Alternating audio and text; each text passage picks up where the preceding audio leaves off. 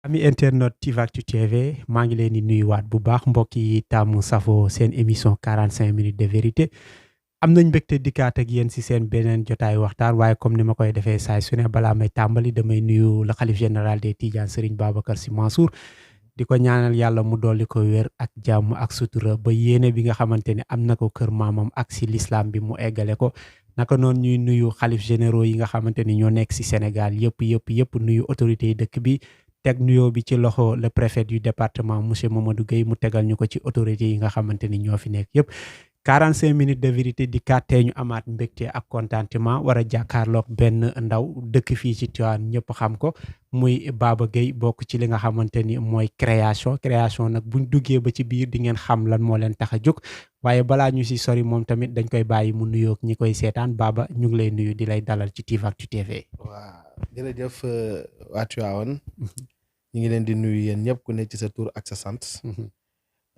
di teg nuyoo bi ci loxol sunu xalif général Serigne Babacar Sy Mansour di ñaan yàlla mu may ko jàmm may ko xéwal may ko wér bu baax ba liggéey bi nga xam ni maamam bàyyi na ko fi mu àggale ko ci jàmm ak salaam di nuyu aussi bépp kilifa diine bu nekk ci dëkk bi teg aussi tamit sunu nuyoo bépp autorité administrative bu fi ne en commençant par le préfet et le maire de la ville monsieur Demba Diop Sy di nuyu aussi toutes les autorités yi nga xam ni nekk nañ fi et toutes les volontés yi nga xam ni voilà vraiment séq nañu Tivaouane ku ci ne di ci liggéey di bay sawaar ci fànn wu ne di leen remercier aussi yéen waa Tivactu ci vraiment liggéey bu mucc ayib bi ngeen di def chaque jour parce que ñu ngi leen di suivre et on voit que ni yéen aussi tamit vous êtes très engagés pour donner de bonnes informations au niveau de la ville de Tivaouane mais aussi au niveau du Sénégal en général donc te loolu aussi ñun loolu rek la ñu am ñu ngi leen ciy sant di leen ñaan yàlla aussi tamit mu dooleel leen kattanal leen ba fi ngeen bëgg a àgg yàlla àggale leen fa ci jàmm ak salaam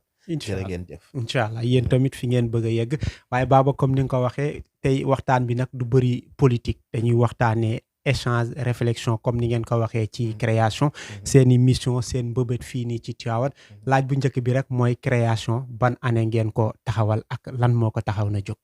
waaw léegi d'abord balaa sax ñuy dugg ci dans le vif du sujet damay indi benn éclaircissement par rapport ak Baba Gueye bi ñu ci bari xamee nañ ma sous le nom de Baba Gueye mais damaa bëgg maanaam ñu rectifier ko je m'appelle Babacar Gueye mooy sama tur waaw mu ngi noonu donc damay ñëpp ñi ngi koy woyaale parce que moom la ma tur boobu ñëpp xamee mais dama bëgg daal ñu commencé ko daal buñ ma ci dimbalee gars yi à partir d'aujourd'hui da leen ko woowee Serigne Babacar moo wax dëgg yàlla waaw léegi loolu c'était une petite parenthèse.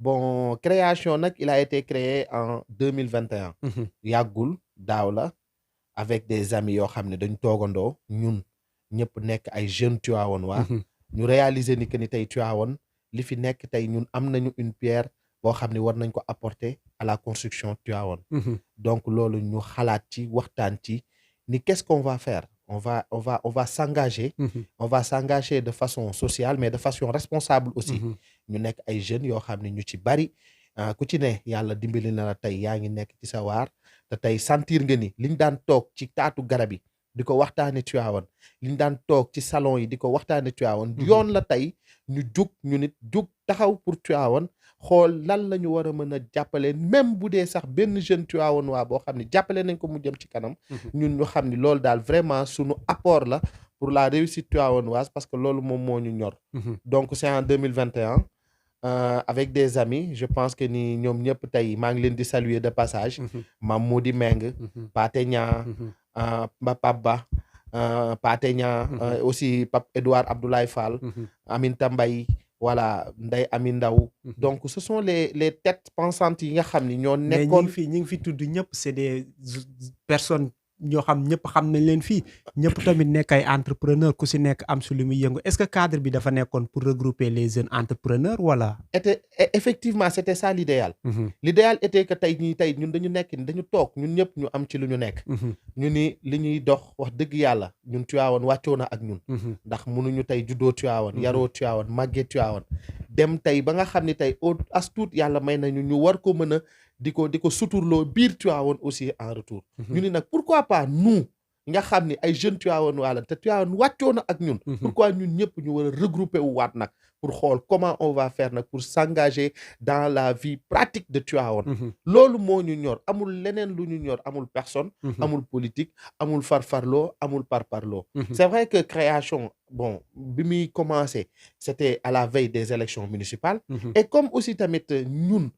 ay jeunes Tivaouane waa on était obligé de s'engager politiquement parce que tamit suñu rôle la woon parti boobu sax duggaguñ ci woon bëgguñu duggaguñ ci sax mais c'était ça mais l'idéal est que tey jii tey dama bëgg rek ñu xam ni création c'était pas à but politique mais c'était à but social et à but responsable aussi loolu moom moo ñu taxoon a jóg donc du un mouvement boo xam ni dañ koy def un mouvement typiquement politique parce que mënut a ñàkk dans cette ville aussi tamit pour avancer il faut faire de la politique parce que politique moo lay permettre nga mën a àgg ci pour poste yi nga xam ni war nga mën a téye pour mën a diriger parce que sinon bu dul loolu suiveur ngay doon te ñun on n'est pas appelé demain à être suiveur mooy loolu donc loolu moo nekkoon suñu objectif mais tey ji tey création c'est un mouvement boo xam ni il a été créé à but social mais aussi pour promouvoir l'entrepreneuriat et l'entraide donc loolu moom moo ñu nekkoon suñu but en tant que mouvement regroupant des jeunes typiquement yoo xam ni issus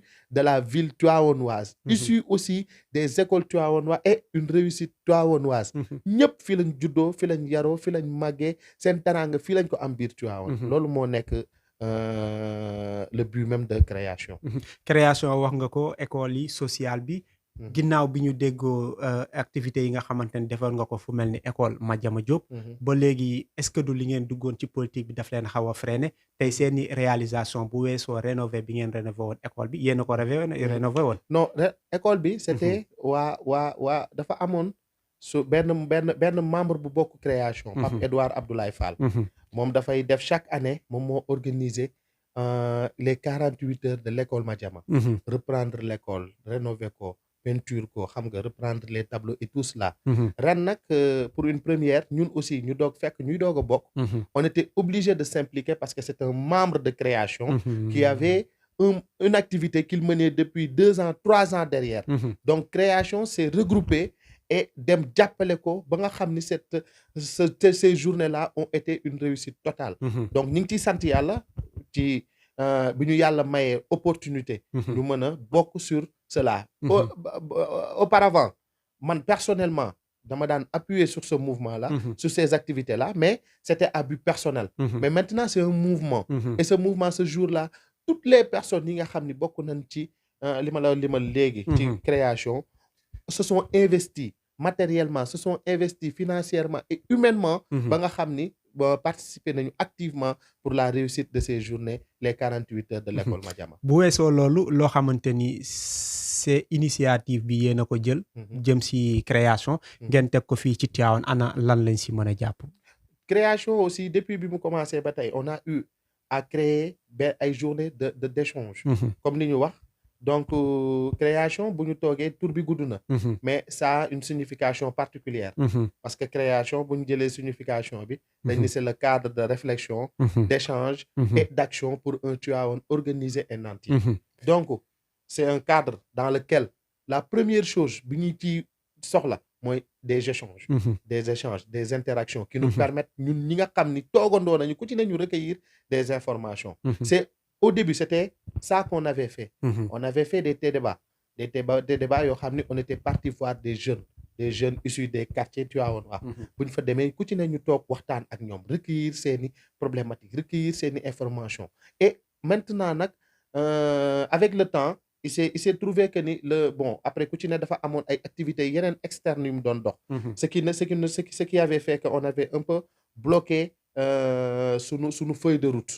mais je pense que démb rek ñu ngi toogaat en session di ci waxtaanaat.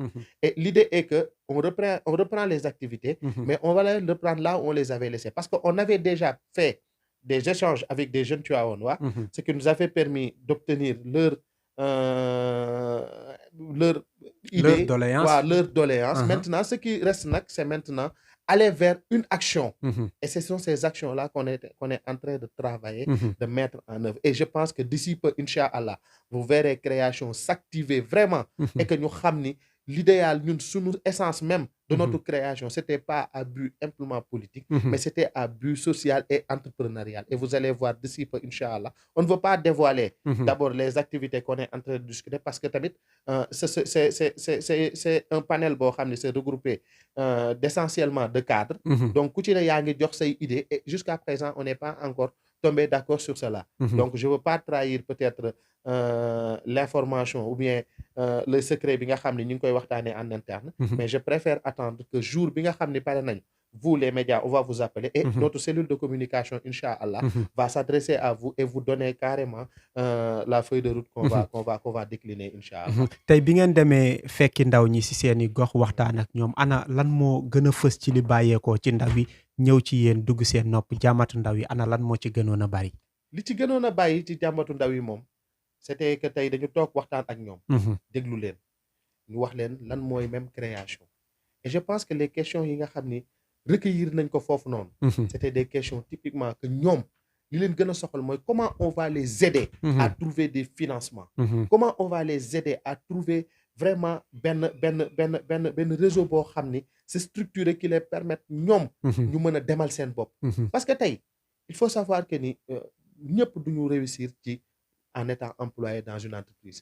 Tivaouane est constitué et un département stratégique parce que am na fi industrie yu bari yu fi am mais bu ñu xoolee ba tey am na lu mu dese tey ci en niveau d'emploi. Le nombre d'employés yi nga xam ni am na à Tivaouane par rapport au nombre de jeunes qui ont eu leur diplôme vraiment xam nañ ni demul te ñëpp mënuñu leen a jël.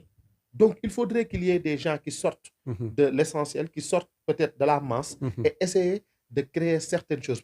Et ñooñu li ñu leen di wax ñoom seen recueillement mooy que ni tey comment on va essayer de trouver des financements ñun yàlla dimbali nañu de par nos activités, de par aussi nos contacts, de par aussi notre réseau, ñu am des voies et moyens yu ñu leen mën a teg ba nga xam ni ñoom aussi ils trouveront des moyens pour pouvoir faire dérouler leur activité. Il n'est pas sans savoir que ni nag gis nga nit boo koy ànd ak moom il faut que tey d'abord da nga koy former. soo ko former ba pare nga doog ko mën a tegal nag yoon bu mën a jaar. du ñu jël tamit ay jeunes noonu rek dem fërëx rek jox leen wala utal leen ay financement nit boo demee utal ko ay financement sans pour autant que mu xam fi muy jaar et qu'il n'y ait pas de suivi moom maanaam ce financement là est voué à l'échec. Et ñun daxuñu ci loolu. On va les former leen ci lan ci maanaam comment ils vont faire un business plan et comment ils vont respecter ce business plan là. Ensuite nous en tant que professionnels et membres des secteurs d'activité on va les appuyer, on va les dañuy ànd ak ñoom ci liggéey bi permettre leen ñu xam carrément li ñu jël fan lañ koy jaarale ba yàlla dimbali leen xëy na peut-être seeni wërsëg ubbeeku ci yeneen ak yeneen. ñu de wax dëgg yàlla suñu réussite tey mooy gis des jeunes yi nga xam ni à travers nous, à travers ñun l'entrepreneuriat bi nga xam ni moom la ñuy vraiment promouvoir ñoom ñu gis ci seen bopp ba suba yàlla may leen ci lu sut seen jort. Et je pense que ni d'ici 2023 bi Inch'Allah vous verrez beaucoup de jeunes yoo xam ne ils vont prendre des choses, ils vont exploiter des choses et ce sera par le biais de création Inch'Allah. Création bi mi kii bokkoon na ci seen vocation première mooy marché yi nga xamante ni moo ngi fii nii Tivaouane ngeen capté ko au lieu muy génn di dem à l'extérieur ngeen capté ko loolu tamit bokkoon na seen feuille de route bi ngeen commencé ak léegi naka la mbir yooyu demee foofu parce que bëri na lu waa Tivaouane doon jooy am na loo xamante ni am na fii ñu koy bàyyi di dem di koy jéggaani liggéey boobu noonu ngeen taxawaloon fan ngeen ci toll. xam nga loolu mooy li ma la wax léegi. Création est constituée essentiellement de jeunes et de jeunes Tivaouanois ci ne am benn qualification particulière. Man qui suis là, je suis chef comptable et je suis gestionnaire d'entreprise aussi. Léegi sama secteur permettre na ma tey que je connaisse beaucoup de personnes par rapport à cela. De soumissionner sur des marchés étatiques, de soumissionner sur les marchés municipaux. Tey jii tey xam nañu tey comment on va faire pour monter un dossier d'appel d'offres et comment nan lañ koy déposer. Y en a d'autres partenaires, c'est un ingénieur en métallique boo xam ne tey mi ngi au niveau de la GCO en tant que chef d'équipe. Donc moom it c'est ak Mamodi nga xam ni dans le domaine événementiel communication fii Tivaouane il est incontournable. Pour ne citer que cela, Pape Edouard Abdoulaye Fall, c'est un infirmier d'État qui a eu du cran. Parce qu'en tant qu'infirmier d'État, tey nga dem ba am des collaborations avec des docteurs ba monter une clinique Yaakaar à Tivaouane. Donc tout cela, c'est pour ne pas faire de la publicité, sincèrement. Non, grave, on accepte, on pourrait aussi citer Aminata. Parce que l'objectif, moi, tey sànq wax naa la ko, on voudrait s'éloigner un peu de la politique. Wane beneen facette Tivaouane que ni am na ay ndaw yu fi nekk di yëngatu. ñu war leen wane moo tax tey ñu ñëw seet si la. Aminata Mbaye bi muy intégré sax création. moom mi ngi woon ne amagul il n'avait même pas mis en place Gova. Bien que tey c'était dans ses perspectives. Mais bi mu ñëwee il a vu des gens l'appuyer, le soutenir moralement et physiquement et mentalement, financièrement. mu ànd ci ba tey yàlla dogal tey Gova taxaw. Et mu nekk une fierté parce que ñun ensemble, et je sais que ni on en a contribué. Et je pense que ni même budul financièrement, Aminta, on s'est connus depuis très longtemps. mu ñëw sama bureau pour chercher de la semence et des engrais pour tool bu mu amaloon papam. On a eu à discuter, à dialoguer sur cela. Et je pense que cet échange là ba tey daf ma koy fàttali parce que dafa nekk benn source de motivation ci moom. Et je pense que loolu la ñu bëgg a promouvoir encore sur encore beaucoup d'autres jeunes Tivaouanois. tey ñu xam ni ñoom ñu am li ñu bëgg. ñëw décliner ñu ko ñu xool nan la ñuy ànd ak ñoom ba comment ils vont réussir cela. loolu mooy sunu réussite et loolu mooy sunu mooy li nga doon wax léegi encore aussi pour revenir par rapport au marché yi nga xam ni bëgg nañ ko gagner. tey on se verrait vraiment dans une mauvaise posture suñu gisoon tey ay marché yoo xam ni da ngay gis une main d'œuvre étrangère mu ñëw jël ko liggéey. Tivaouane y a la main d'œuvre locale. Y a l'expertise locale. Donc ñun on veut vraiment que ni montrer à Tivaouane que ni li ñuy dem di jéggaani am na fii. et tey bu ñu joxee les marchés bu ñu fexee ba gagner ko mais on va employer que des jeunes Tivaouanois.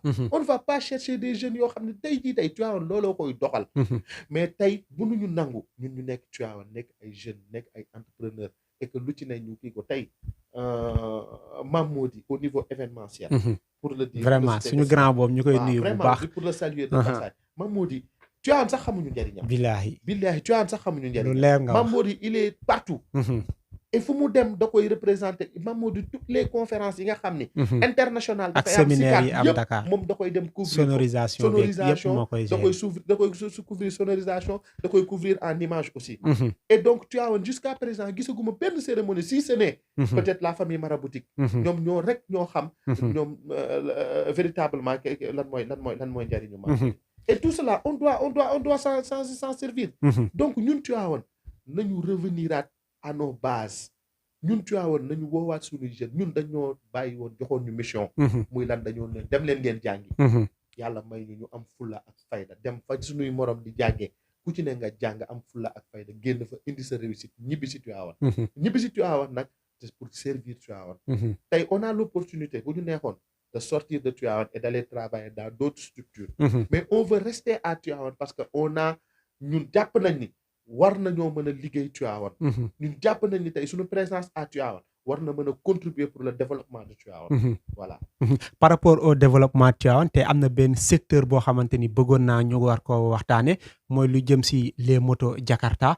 tey naka nga xalaat ne yéen war na ngeen mën a liggéey ak ñoom de façon boo xamante ni dina am organisation. dina am professionnalisme ba yenn dérive yi ñu ciy dégg dootuñ ko si dégg est-ce que tamit loolu bokk na si seen feuille de route. xam nga man je vais pas peut-être soo ko waxee on ne peut pas faire des omelettes sans casser des œufs. dëgg la. man tey li ma gëm ci moto Jakarta je l'ai dit et je l'ai dit partout. même en réunion on en a parlé une fois. et ma position elle est claire. jusqu'à présent nag on n'a pas encore défini comment on va l'appeler mais man je ne peux que défendre ma position. tey man je pense que ni moto Jakarta yi c'est une activité boo xam ni on doit l'organiser.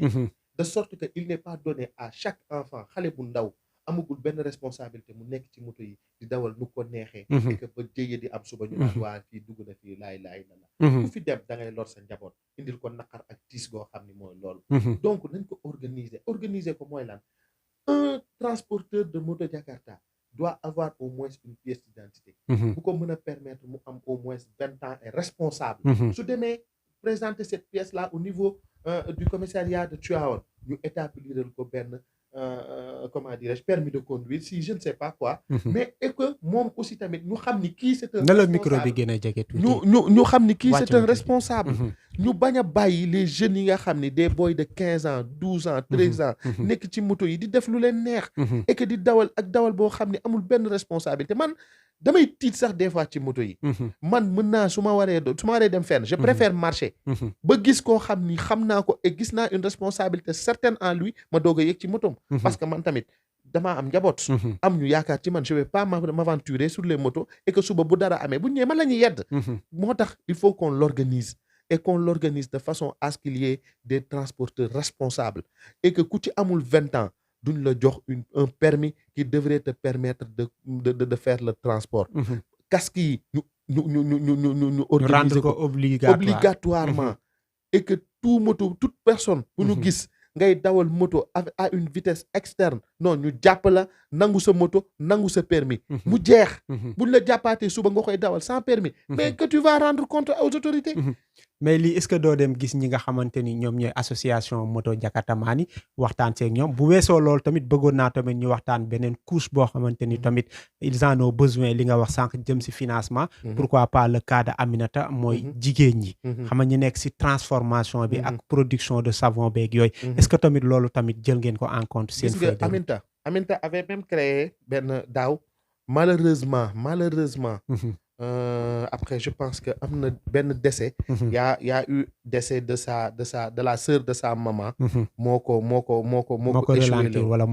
échoué loo mais elle avait su décrocher benn journée 2 journées même d'échange avec benn ONG sur les transformations mais malheureusement Aminta bi mu ñëwee ba avant veille bi ci la sœuru yaayam gaañu donc bon en compensation on avait décidé d'annuler de tout laisser parce que tamit nit aussi tamit doo ànd ak moom mu nekk loo xam daf ko tenir à cœur mu nekk ci liggéey boobu ba tey certes voilà on dit que l'administration c'est une continuité mais on s'est dit responsable que ñun war nañu mën a accompagner la personne ki nga xam ni moom moo am les démarches moom moo dox ba organiser loolu népp ñu bàyyi ko parce que yaa nag léegi nag bi mu paree ci loolu ñi ngi koy organiser waat et je pense que ne même dans ce mois de décembre incha allah on va organiser comme li nga wax noonu pour les journées pour les transformations on va organiser parce que léegi dafa bëri si koñ yu bëri femmes ñi dañ koy def transformation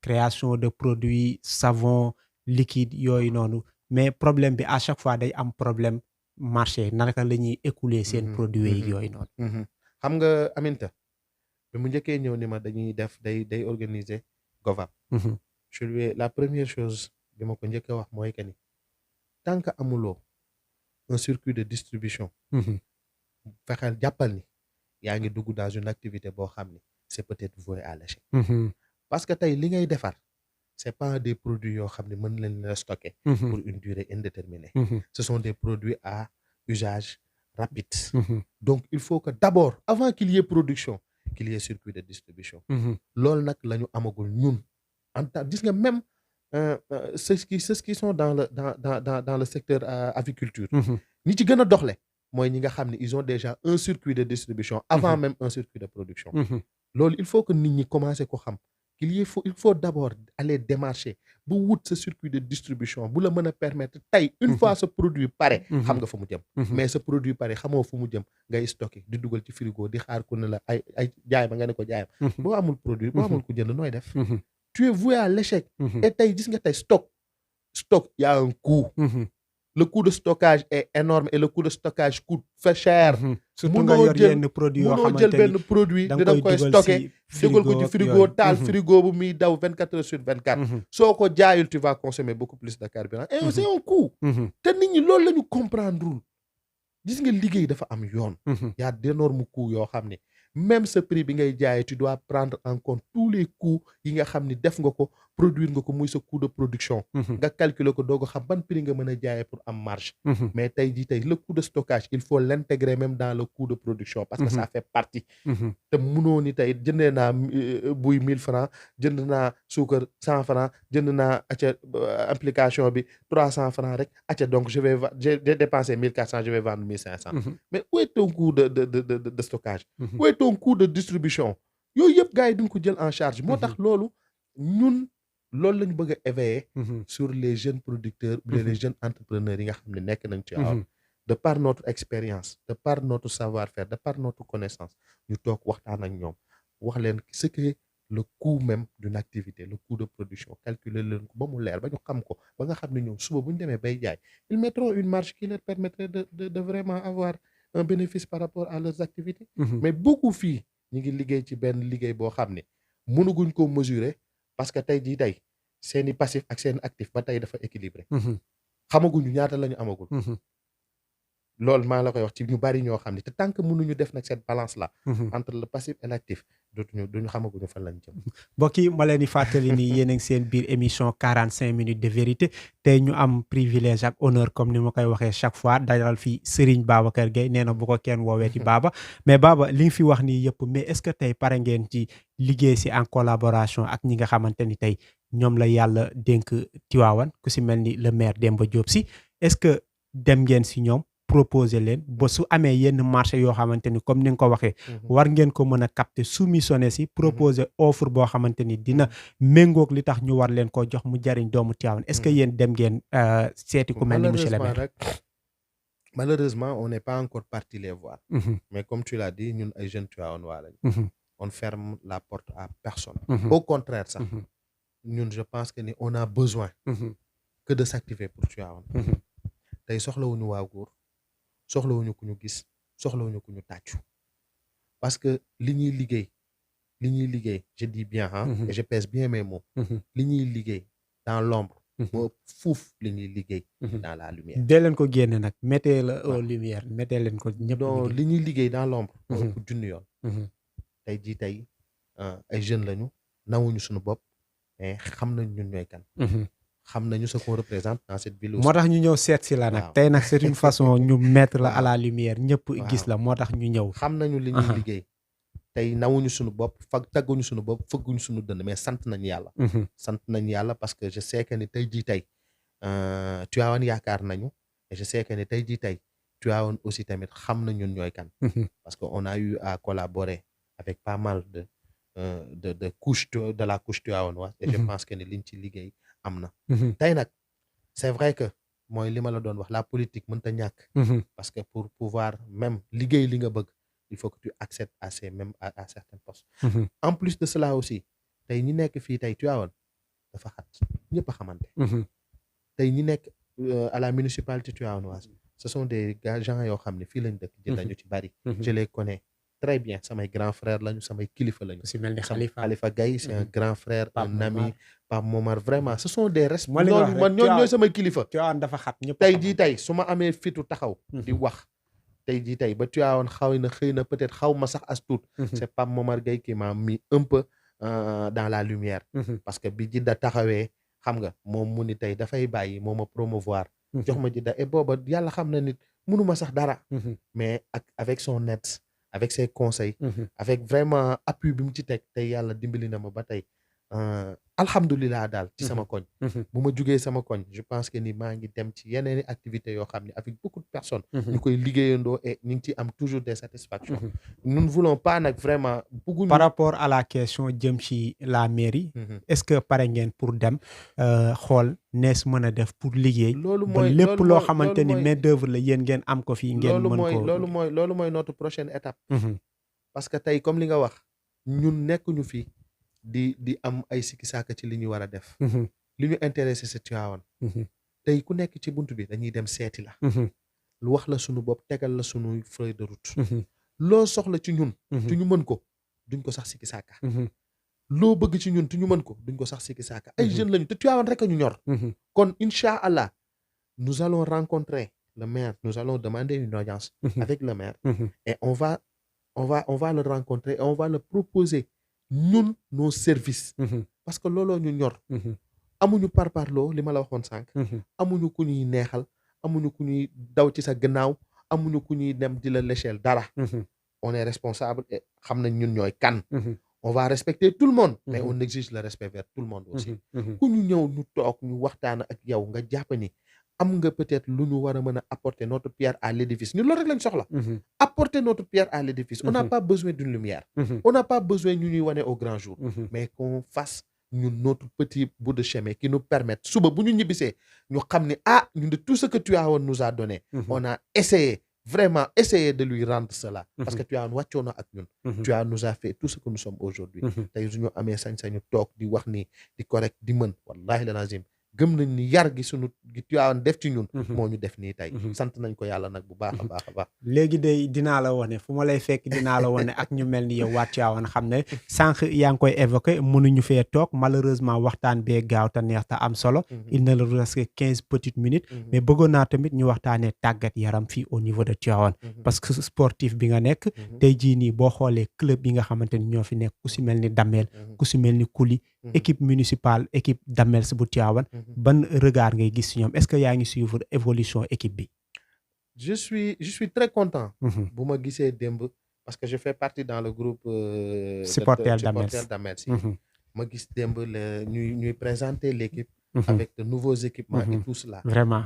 parce que maa ngi koy wax ñi ma toog man leen bu nit jóge woon fële xamul Tivaouane xam lu xew gis li ñu teg ci table yëpp ñu ni ko lii club amateur la dina ni déedéet te loolu lépp ay doomu Tivaouane ñoo ko def ça a été une satisfaction et yàlla baax na parce que man bugguma wax mais incha allah dinañu xam bu baax man parce que man ce que je fais avec Damels je veux toujours ñu def ko dans l'ombre moom la ñuy wax ren sax bon je faisais partie des prétendants même voilà à la présidence de Damels mais après bon je me suis rétracté parce que sama activité yi ma nekkoon ça ne me permettait pas peut-être de jalonner les deux moo taxoon après par la suite et je ne regrette pas de l'avoir fait parce que gis naa ki fi nekk en tant que président Allah ñu koy nuyu bu baax voilà liggéey bu mucc ayib voilà vraiment man nit su defee loo xam ni mënuma ko wala defuma ko man dama koy respecté dama koy naw man loolooy sama jikko loolu mooy grandeur nit bu defee loo xam ni mënuma ko wala defuma ko man dama koy naw et vraiment man je suis très content et très fier d'Allah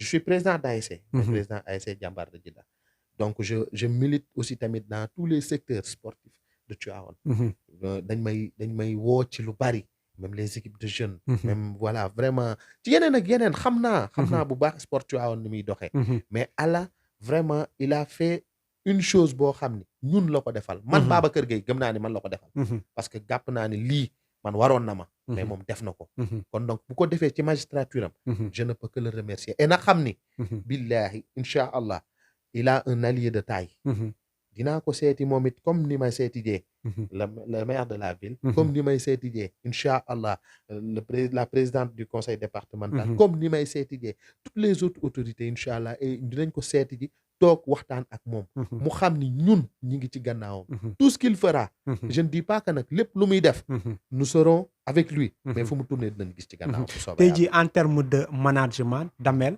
buñ ne footballeur buñ ne talent ne manqué wu fi buñ ne groupe bi tey manqué wu fi tey fan nga jàpp ne far la mbir yi sooxee ba démb Père Lamine Ndiaye Kyrgios mu ngi koy wax depuis 92 ba léegi équipe bi mënul franchir benn palier fan nga gis ne tey moom moo des xam nga man ce que j'ai toujours dit et je pense que c'est ce que j'ai vu cette année mooy que ni ñu ngi koy commencer de rectifier un peu man je me disais que c'était au niveau organisationnel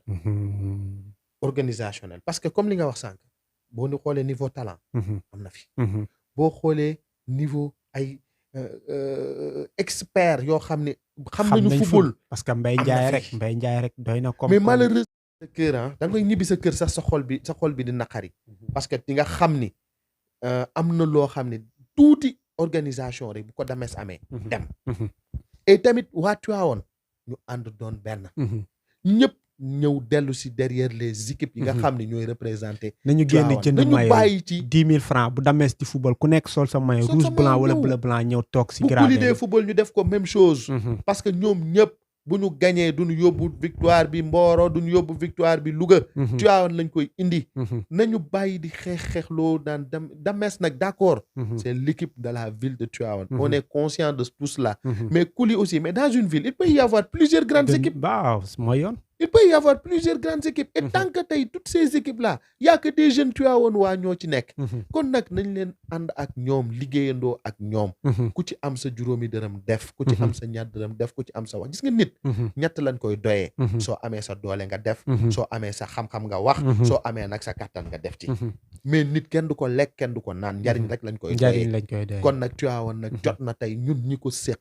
secteur bu ne ñun ñi ko séq ci côté bu ne. ñu àndandoo ñëw liggéey ko pour Tivaouane man de li may wax sama benn xarit bërki démb nee naa ko man xawma fenn. man Tivaouane rek laa xam. bul ma laaj lu Chine dundee bu ma laaj lu Dakar men bu ma laaj lu Thiès men Tivaouane moom dama koo téye sama loxo parce que moom dong laa maîtriser Tivaouane rek laa xam. man Tivaouane rek laa xam. su ma sañoon H24 je serai à Tivaouane. su ma sañoon teraanga bu di yàlla di mayee ci Sénégal na ma ko may biir Tivaouane. te di may ko ñëpp nag may ko bépp jeune Tivaouane. parce que man moom lu ma yéene sama bopp billaahi yéene naa ko bépp jeune Tivaouane. kon nag ñun nañu dellu si waat liggéeyaat Tivaouane. Dames bu gañee ku ne Tivaouane boo ñibbee sa kër ngay amateur foot ngay amateur sport boo ñibbee di nga kontaan. Renaissance handball bu gañee ku ne boo ñibbee sa kër di nga kontaan. basket bu gañee ku ne boo ñibbee sa parce que je les connais. je les fréquente parce que xam naa leen ñoom ñëpp damay liggéey ak ñoom. Tiv basket damay liggéey ak moom. Renaissance handball damay liggéey ak ñoom. Dames de Tivaouane damay liggéey ak ñoom Kouly damay Kër Madior mi fi comment dire sax Kër Yelli bi fi nekkoon sax et que man dama daan liggéey ak ñoom. parce que c'est pas certes du club boo xam ni dafa affilié à Tivaouane. mais ay doomu Tivaouane na ko yor ñoo fay football. ñoo ci nekkoon kon donc nag mënuñu tey ne dañ leen di beddi. ñun suñuy rakk lañu te ñun la chance qu'on n'a pas eu. bañ cay toll di football. je pense que ni ñun ay responsable waruñu leen koo xañ ñun suñuy jeune frère. ñun ba ñuy nekk di football ñoo daan jëndal suñu bopp daal. ñoo daan jëndal suñu bopp équipement. kon boo yi tey bu ñu nekkee di football bu ñu leen topp naan leen di jaar foofu nañ leen jox ñun li ñu amul woon. ku ci mën nag jëndal booy yi Dames yi ku ci ne daal jëndal équipement jënd ko mu ñëw entraîner. ku ci gis booy bu gaañu nga yóbbu ko fajal ko sa bopp à tes propres frais. defaloo ko kenn sa bopp nga ko def. kon nag je demande à toute la population tivaouanoise de se remobiliser derrière les équipes là loolu rek a ñu dese. billaahi union bu amee ci xol yi. bokk ñun waa Tivaouane on retrouvera incha allah la victoire. bu fekkente ni loolu am na mais tey le fait que ñu nar a jouer hors de leur base. stade bi ñu ngi koy réfectionner. ba léegi xamaguñu fan lañ war a footballer est-ce que tamit loolu du nekk benn frein bu ndaw. waaw dina nekk frein parce que c'est une chose boo xam ne tàmmuñu ko xamuñu ko. Dames must recevoir hors de ses bases. et pour une première je pense que on va le faire. mais nag gis nga loolu. c'est dans la tête rek. tey les joueurs je pense que ni ils ont un mental bu leen war a mën a permettre. fu ñu mënti nekk ñu xam ni. lenn rek moo leen ñor. muyee la mayo. et que Tivaouane nga nekk ba Chine it. tey Dames mi groupe yi fi nekk. am na ñoo xam ne ay expatriés lañ nekkuñu sax Sénégal. te pourtant dañuy yónnee seen i doole ak seen i kattan pour équipe bi dox. kon pourquoi pas bu ñu génnee ci dëkk bi ñu xam ne ñu ni Tivaouane dongo ñu ñor. gis nga tey li waay mën amul bu ma nekkee Tivaouane laa koy def bu ma génnee Tivaouane du ma ko def. Dames ñu ñor. tey on a besoin comme li nga wax nii lii c'est plus de charge. kon nag na waa Tivaouane gën a remobiliser wu. ñu xam ni tey 5000 ak 10 000 ba ñuy joxe ci Dames. bul jàpp ni ñoo waa dirigeants yi wala ki ku ci mënti lekk nit ku ko rendiloo yaa ko takkaloo deret. nañu waxante dëgg. mais nag nañu def le tout mettre l'équipe dans les meilleures conditions possibles. et loolu nag amul arrière pensée da ngay def rek te yàlla tax. parce que mooy sa wareef mooy sa cër. nañu ànd ci loolu ñëw liggéey équipe Tivaouane yëpp nag. dina metti nag. parce que on va recevoir hors de nos bases. mais dara on va encore se remobiliser bu match jotee dem seetaani leen supporter leen et lu ci am. ku ci am conseil ku ci am looy wax. et je pense que il faut que loolu aussi ñu ubbi ko. ñu permettre aussi à la population tivaouanoise. de pouvoir au moins dialoguer avec les autorités yi nga xam ne ñoo diriger Dames. ku ci ne am sa xalaat joxe ko. man sama xalaat mën na ñaaw. mais xalaatu keneen mën na baax. dañu déglu lépp. parce que le peu de chacun moom mooy def le bonheur de tout le monde. Baba doon nañ ko xam ci ginnaaw Abdoulaye Ndiaye Ngalgou. est-ce que compagnonnage bi dafa jeex. la élection locale yee leen boole woon ngeen ànd. wala yaa ngi si ba léegi mouvement ànd nawle. Abdoulaye Ndiaye Ngalgou bi may ànd ak moom je pense que ñun waa création on a été très clair. c'était pas moi Babacar Gueye maa àndoon ak Abdoulaye c'était création. dañu toog ñu waxtaan ak moom comme nous étions dans une phase des élections municipales. Donc, on se devait de choisir de choisir et de travailler avec. On n'était pas derrière Ablaye Ndiaye. On travaillait avec Ablaye Ndiaye Ngalgou. On pèse bien nos mots. Et donc, les élections locales sont finies. ku ci ne Ablaye moom il fait sa politique de son côté. ñun nous faisons notre politique de notre côté. bis bu ñu nos chemins se croiser encore. on va encore travailler ensemble mais pour l'instant je pense que ni Ablaye est de son côté. ñun tamit nous sommes de notre côté. kon je pense que ni leer na. ay enjeux locaux rek moo ñu boole woon. et fi mu toll nii nag ku ci ne tu es de ton côté. Il a sa politique à mener. Nous aussi, nous avons notre politique à mener. Nous, comme je l'ai dit tout à l'heure, nous ne sommes pas là pour suivre qui que ce soit. Nous sommes là pour l'intérêt de Tivaouane. Et bi ñuy waxtaan ak Ablaye bay ànd ak moom. Je pèse bien mes mots. Pour ne pas être derrière Ablaye, mais travailler Ablaye. Travailler avec Ablaye, c'était pour l'intérêt de Tivaouane, pas pour notre intérêt. C'était pour l'intérêt de Tivaouane. Parce que jàppoon nañ ni avec Ablaye proposé nañu un projet boo xam ni. moom moo nekkoon le candidat idéal bi leen doy. bi ñu jàppoon ni bu ñu liggéeyoon ak moom dinañ ci am. Et tey jii tey encore rëccuwuñu le pourquoi on a travaillé avec lui. Mais malheureusement tout début a une fin. Je ne dis pas que c'est une fin. parce que yàlla mën nañu boolewaat sur yeneen liggéey. te bu boobaa dañ koy liggéey. ñun Tivaouane ku ñu ci woo. ku ñu bëgg a nax woo ñu ci Tivaouane. question réponse pour terminer. est-ce qu'on peut s'attendre à ce que Babacar Gueye mu am mouvement politique wala mu engagé wu pleinement dans la politique fii nii. pourquoi pas man Tivaouane na ma ñor. et bu ma jugee ci Tivaouane aussi je veux être quelqu'un boo xam ni.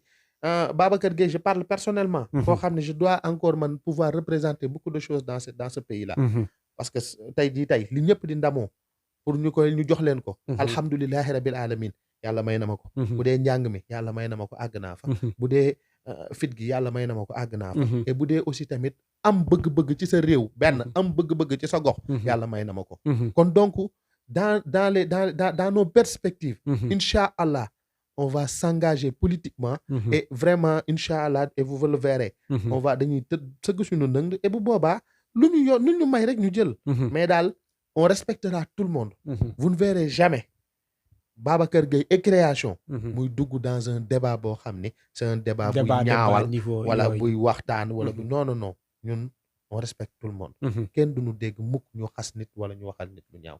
buñ ko naree def dem tëdd suñu kër moo ñu ko gënal. ba léegi question réponse ban regard nga gis ci gestion municipale bi tey le maire Demba Diop Sy depuis mu nekk fii mois de mars mu jël fonction ba léegi. ban gis-gis la Babacar ak ban évaluation ngay def ci li nga xamante ni amee na ko boobu ba léegi. xam nga pour man le maire Demba Diop il a pris fonction pendant 6 mois presque. li mu liggéeyagul matagul sax at. donc il est vraiment très tôt. pour ñu juger un bilan. mais doxalin bi même pour un exercice comptable sax. il faut au moins 12 ans. 12 mois. donc man. là c'est le comptable. c'est le comptable mais par exemple doxalin bi pas yi nga gis mu commencé koo teg est-ce que ça rassure sëñ Babacar Gueye voilà. pas yi ma gis naa ci ni amul une implication wala dégluwul mbëbët bi nga xam ni moom waa Tivaouane les jeunes ou bien la population tivaouanoise am na ko. moom li mu bëgg rek mooy maanaam yëg-yëgam gis-gisam bi mu am Tivaouane. moom la bëgg a dérouler te nit nag bu amee gis-gisam. bëgg ko dérouler da nga koy bàyyi. mu dox ak gis-gisam ba nga gis ni est-ce que la mu nekkoon ci boppam. wax dëgg yàlla parce que tey man je suis quelqu'un d'ouvert. donc j'aurais préféré moom it. qu'il soit ouvert. de sorte à ce qu'il implique tout le monde dans sa gestion mais malheureusement j'ai vu que c'est une gestion boo xam ni daf ko jël lépp accaparé ko. donc nag nit nag su mel ne noonu da nga koy bàyyi ba mu àgg. nga doog a xam la mu mbëbatoon. est-ce que lu baax pour Tivaouane la. wala lu bon pour Tivaouane la. man loolu laay doxalee mais pour l'instant. je pense que ni j'ai une satisfaction assez mitigée. de li muy doxal pour l'instant. mais nous avons nos yeux pour regarder nous avons nos oreilles pour écouter aussi. mu li ma la wax rek duñu nax kenn duñu nax. luñ ku def lu baax. ñu wax ko ku def leneen it tu nous trouveras devant ton chemin. waaw ça a été un plaisir de t'avoir dans 45 minutes de vérité. waxtaan bi gaaw na neex na macha allah xam-xam génn na si. vous avez 1 minute pour faire passer votre message soo amoon message booy jox waa Tivaouane. di leen remercier yéen tamit TIV-Actu vraiment. comme li ma leen waxoon au début rek vraiment seen liggéey gis naa ci professionnalisme. gis naa ci aussi beaucoup de respect. par rapport ak li ngeen di def. ak bëgg-bëgg. te loolu rek moo am solo. di remercier aussi toute la population tivaouanoise. di remercier samay parents. di remercier ñëpp ñi nga xam ni de près ou de loin. ñi ngi ñaanal Babacar Gueye te xamuñu ko. Babacar Gueye xamu ko sax man tey waaw damay toog ba ci yàgg sax damay sant yàlla parce que je me dis que ni sama tur sax fu mu àgg man sama jëmm àggu fa kon nag loolu alhamdulilahi rabbil alamin li ngay wax chaque fois tout ce que tu fais tu essaies de le faire dans l'ombre mais malheureusement ou bien je sais pas heureusement voilà nit ñi ngi koy gis di ko wax te alhamdulilahi rabbil alamin ba waxaluñ ñu gisaluñ ñu ci lenn loo xam ni vraiment buñ ñu ko waxee dañ ciy rus maa ngi santaat ñëpp nag vraiment di sant samay collaborateurs de création parce que vraiment ñoom ce sont des personnes yoo xam li may wax rek man maa feeñ nii rek mais billaahi bu ñu xamoon ñi nekk derrière création dinañ xam ni création c'est une entité vraiment très très très solide du ay caaxaan du ay dara c'est des personnes yoo xam ne ku ci ne tegoo sa bët kenn ku ci ne li nga bëgg mooy am intérêt pour Tivaouane di santaat aussi tamit les membres de ma famille et tous mes amis aussi voilà Vieux Goumbala Pape Silla ce sont des amis très proches yoo xam ne ñooñu moom mënuma leen awma seen fay par rapport à tout ce que je fais voilà donc loolu moo nekkoon les cadeaux maa ngi remercier waat aussi sama patron Modou Fall parce que aussi tamit su ma nee tey lumière lu ci bari moom moo ma koy sax xanaa may parce que c'est lui qui m'a mis au devant de la scène par rapport à beaucoup de choses moo ma jël responsabilisé ma jox ma ay xalaat di ma teg ci axe di ma teg ci yoon di ma wax defal nii te sant yàlla su ma ko defee su ma ñëwee dam rek laa ciy am kon nag ñi ngi remercier waat ñëpp nag di dolli waat nag ñaanal bu baax a baax sunu xalif général waaw sunu xalif général sëñ Babacar Mansour liggéey bi muy liggéey di jumaaw sëñ Alaaji Malick bi ñu ngi koy ñaanal yàlla mu àggale ko na jënd waaw ku jëndoon na jënd man damaa waroon sax takk sama pins bi ba nga ñëpp gis ko waaw ñu xam ni jëndati waaw kon nag sant yàlla bu baax a baax merci beaucoup merci à toute la population tivaouanoise en tout cas nous aussi on a été très content d'échanger avec yow comme ni nga ko waxee ak seen entité muy création di nuyu bu baax suñu xarit suñu grand frère Mamody Meng ak ñi nga xamante ni ñoo fa nekk ñëpp ñi mel ni Babacar bëri nañ Tivaouane toog seen kër bëri xam-xam boo xam ne buñ ko waxee dina jariñ macha allah parce que wax bu rafet rek sarax la ñooñu nag Tivactu dina leen fekki tàllal leen micro wax ak ñoom ku nekk domaine ba muy yëngatu du ñàkk dina am ku ko dégg benn xale bu ndaw ne kii kat li muy def bëgg naa mel ni moom loolu rek lañ ci amee ñun tamit dañu am obligation def service public de l'information wax loo xamante ni moo amal njariñ Tivaouane lu fi baax ñu génne ko 45 minutes la woon ñu dalaloon si Serigne Babacar Gueye dorénavant faut l'appeler comme ça ci kàddu gi El Hadj Doudou Niang di leen jaajëfal di leen jox rendez-vous beneen yoon ak beneen invité jërë ngeen jëf. Merci beaucoup.